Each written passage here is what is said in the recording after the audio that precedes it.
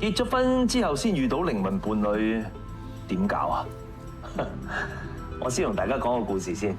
我有一個男性嘅朋友，同佢老婆結咗婚5年，後來因為工作調動嘅關係，要離開屋企。當時咧有個女同事睇上咗佢，總係向佢示好。對方嘅家境、外形條件都比佢老婆好，但係佢同佢老婆好恩愛，老婆亦都對佢好好。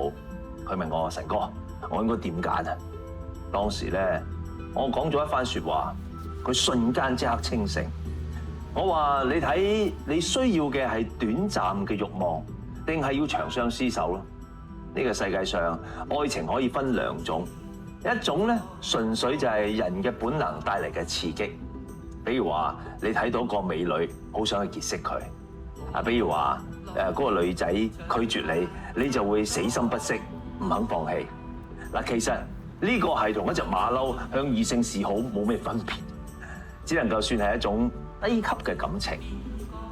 真正成熟嘅愛，佢係會用時間、用精力去沉澱，兩個人經過風風雨雨，然之後將對方視為終生嘅伴侶。最重要嘅就係要懂得點樣共同經營、共同承擔責任。如果你用本能嘅衝動去破壞苦心經營嘅愛，呢個係愚蠢嘅行為。你可以因為現任嘅唔好而分開，但係你唔應該因為其他人嘅好而分開。新嘅感情只不過會重複舊人嘅經歷。